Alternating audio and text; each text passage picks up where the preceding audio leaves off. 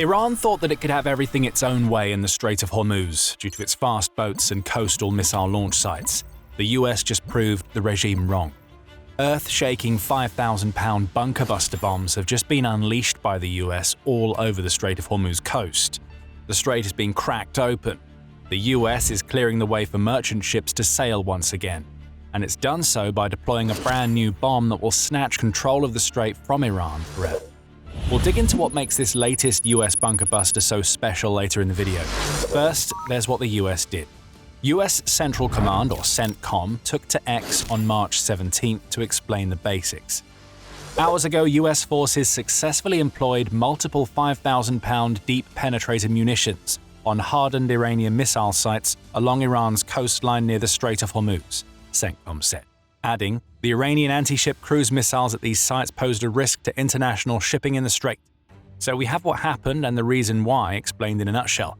But there's so much more to cover here, especially when it comes to the types of bombs the US used and what comes next with the Strait of Hormuz. Taking out Iran's missile launch sites along the coast is huge. The regime has been using those sites to terrorize merchant vessels that attempt to sail through the Strait of Hormuz. The US goal here is to keep a vital checkpoint that has been choked off by Iran's regime as open as possible by taking out these missile sites. As the Telegraph explains, Iran has been using several tactics to maintain its control over the Strait of Hormuz. Fast boats, which are essentially speedboats equipped with sea-skimming missiles and other weapons, have been darting in and out of the strait to attack merchant shipping at every opportunity. However, it's the anti-ship missiles that the US just targeted with its bunker-busting bombs that present the biggest threat over the long term. Fast boats can be targeted as long as the US maintains its aerial presence over the strait, as it claims it will be doing by unleashing its A-10 Warthog attack aircraft to tackle the boats. But Iran's anti-ship cruise missiles are far more dangerous. These missiles, which include the Ghadir and Qadar, are mounted on trucks, making them road mobile, and they are weapons that are much harder to take out in the air than fast boats are to destroy in the water. Iran has missiles that can target boats almost anywhere in the strait. Their ranges vary from 12 miles to 186 miles, covering the entire waterway from the coast to the strait's entrances and exits. Iran even has the Abu Mahdi.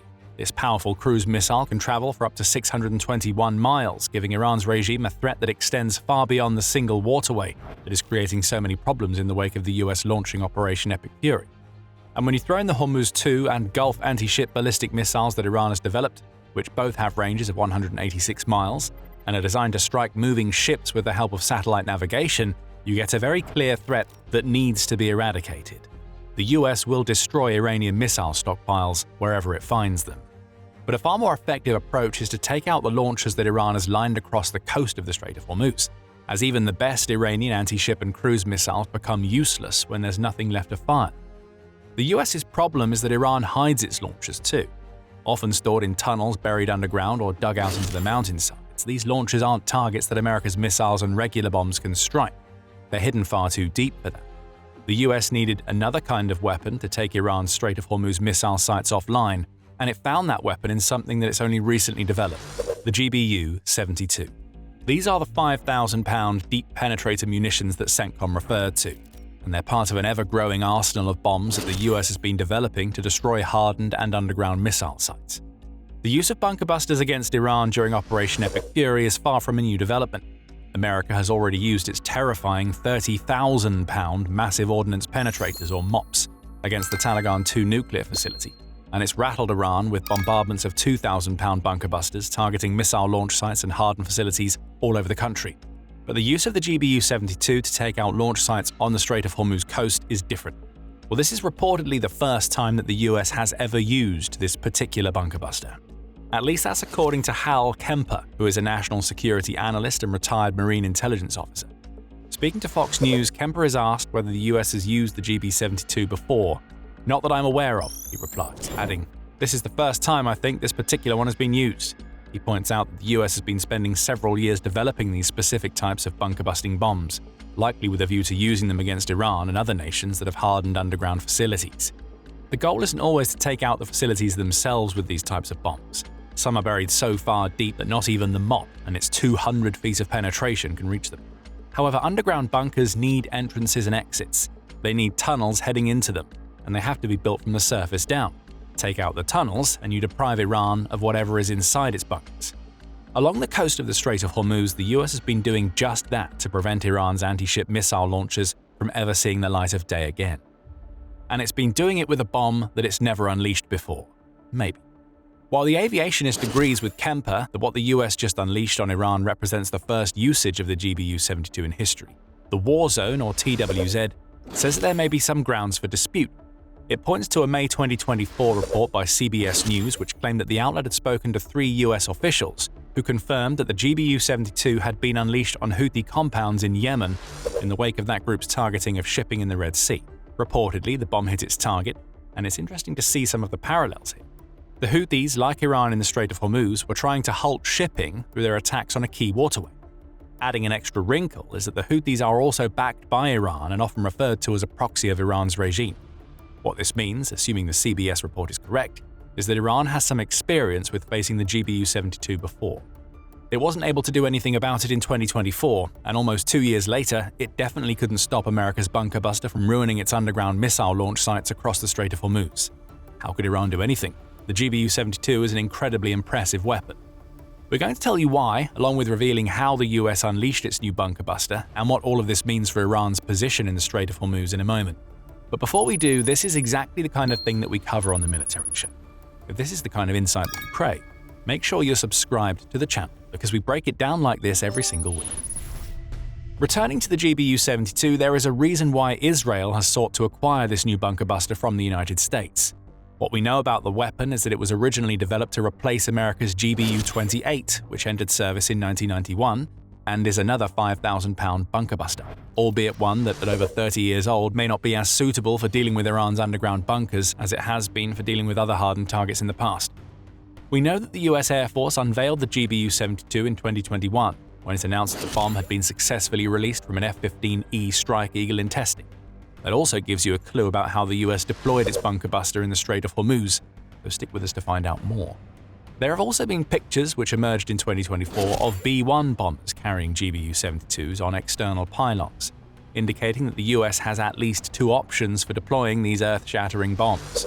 Incidentally, B-1s are currently in RAF Barefoot, ready to fly their next sorties at a moment's notice. Iran was rocked by GBU-72s once already. It may have to deal with more coming its way in the very near future. As for the bomb itself, TWZ says that it combines a BLU-138B penetrating warhead with a variant of the Joint Direct Attack Munition or JDAM kit that the US uses for its 2,000-pound bunker busters. That tail kit combines GPS and inertial navigation systems to enable the US to launch its bombs at a target from standoff range, which in turn minimizes the threat that Iran's air defenses could pose to the airframe that fires the bomb. Not that those defenses would pose much of a threat.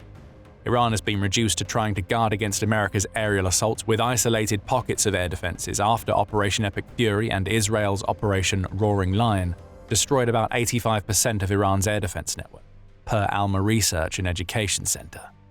Interestingly, TWZ adds that the GBU-72 warhead appears to combine AFX-757 explosives with PBXN-109. That's notable because this is the same combination used in the MOP that we mentioned earlier, so it's looking like the US has found something that works extremely well here. Beyond that, we don't know much more about the GBU-72, which leads to speculation about its range and penetration capabilities. According to TWZ, the GBU-28 could penetrate 15 feet of reinforced concrete and around 150 feet of earth. If the GBU-72 is supposed to replace this aging bunker buster, it stands to reason that it can penetrate deeper into both materials, placing Iran's underground bunkers at risk. And remember, it's not the bunkers themselves that the US needs to hit. Taking out the tunnels that Iran uses to take its Strait of Hormuz missile launchers in and out of these bunkers is enough to make them functionally useless. The US could have done something similar with the 2,000-pound bunker-busting bombs we discussed earlier, but more of those bombs would be needed to cause an equivalent amount of damage, and the US may be saving those weapons for strikes deeper into the Iranian mainland. The US wanted to complete this strike quickly and hit Iran as hard as possible. Concrete can't stop the GBU-72, neither can soil, and all across the Strait of Hormuz coast, and Iran has been learning that lesson over and over again. Do you remember the clue we told you about before? It wasn't exactly subtle. To deliver GBU-72s to the doorsteps of Iran's underground missile launch sites, the US may have used F-15Es or B-1 bombers. RBC Ukraine has the details, noting that current estimates suggest that the US dropped multiple GBU-72s on Iranian targets during its latest bunker-busting strikes. The outlet speculates that the sheer size of this payload suggests that the B-1s that the US has based at RAF Fairford must have been the choice, as each is capable of carrying up to 12 GBU-72s. America's F-15Es, by contrast, can only carry one of these powerful bombs each, so it makes sense that the B-1s would have been deployed both to deliver more firepower in one strike and to minimize the risk presented by Iran's limited air defenses by providing them with as few targets as possible. This isn't to say that the F-15Es weren't involved in the operation at all. They may well have been, perhaps zipping in and out to deliver initial attacks as the B-1s completed the 8,500-kilometer or 5,281-mile trek to Iran, or to follow up once the main launch sites had already been devastated. But if RBC Ukraine is right and the US unleashed up to 48 of its GBU-72s on Iran's missile sites, it had to be the B-1s delivering the majority of the firepower. Whatever airframes the US used, the one thing we know for certain is that the GBU-72 has been unleashed across the Strait of Hormuz. That leaves us to answer two more questions: why now and what comes next? We'll come back to the latter question toward the end of the video. As for why the US chose now to unleash the newest addition to its bunker-busting range, the New York Post covers the basics in its report on the American strike. It points out that Iran has been trying to blockade the Strait of Hormuz ever since Operation Epic Fury began, and it's been pretty successful. Using a combination of mines, drones, fast boats, and anti-ship missiles, Iran has stopped the vast majority of the 27% of global maritime energy that flows through this one waterway each year, which has led to the price of oil flying up to over $100 per barrel several times during the conflict. Iran believes that it can put pressure on the US to call off Operation Epic Fury via its actions in the Strait of Hormuz, which is one of the single most strategically important stretches of water in the world. As the New York Times pointed out in a March 21st piece, the strait is so important that the US once dedicated ships to policing it, and did so for 3/4 of a century. Still, much of the Strait of Hormuz is Iranian waters, which in turn makes the waterway a massive bottleneck for the world's energy supply. Iran is taking advantage of that fact by using its missile strikes, along with its other attacks, to scare merchant vessels attempting to travel through the strait. Australia's ABC News reports that at least 20 ships have been attacked in and around the Strait of Hormuz since Operation Epic Fury began on February 28. Ships simply aren't sailing. Those who sail come through at a trickle. The New York Times says that an average of 3 or 4 vessels is risking the journey through the strait per day right now. Before the war with Iran, that daily average was over 100. And the crazy thing is that for as vulnerable as the Strait of Hormuz clearly is, many thought Iran wouldn't go so far as to shut the waterway down as comprehensively as it has. Neil Crosby, who is the head of oil research at the energy marketing analysis firm Sparta, says as much to the New York Times, stating, "The classic line of everybody, including myself, up to this point was always, 'It's too big to fail. It will never close. Western or allied naval powers will never allow this to happen.' But it has happened. And GBU-72s hurtling into anti-ship missile launch sites across the Strait of Hormuz is the big answer that the US has come up with for the problem that Iran has created." With that, we come back to the second question we posed: what happens next? More may well be coming, and the US has warned Iran of as much itself. Admiral Brad Cooper, who is the commander of CENTCOM, says that the US remains zeroed in on dismantling Iran's threat to the flow of free commerce in the Strait of Hormuz. "Our pilots across the board are dynamically hunting threats as well, finding and eliminating targets in real time," Cooper says, adding, "And we will not stop pursuing these targets." The odds are that the overwhelming amount of firepower that the US has deployed in Iran will also be gathering intelligence about other missile launch sites along the Strait of Hormuz that were missed during the first volley of strikes. B-1s are still at RAF Fairford, so there is every possibility that the US will pull a repeat of what we've just seen in the waterway. US President Donald Trump also hinted at the same thing as he delivered a warning to Iran on March 22nd that its regime has 48 hours to reopen the Strait of Hormuz, else the US will obliterate the domestic power plants that keep electricity flowing throughout the country. For its part, Iran doesn't seem to be backing down to these threats, at least not completely. The country's government speaker, Mohammed Bakr Kalibaf, has already taken to X to issue a response to Trump's threats, stating, "Immediately after the power plants and infrastructure in our country are targeted, the critical infrastructure, energy infrastructure, and oil facilities throughout the region will be considered legitimate targets and will be destroyed in an irreversible manner, and the price of oil will remain high for a long time."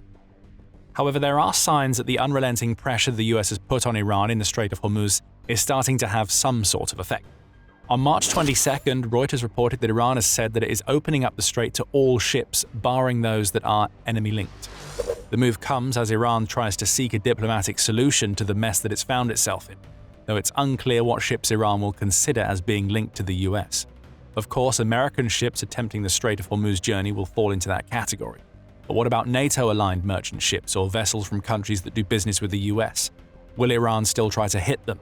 Or is this Iran's way of acquiescing to Trump's 48-hour deadline, while the regime continues to try to puff out its collective chest by claiming that it isn't capitulating?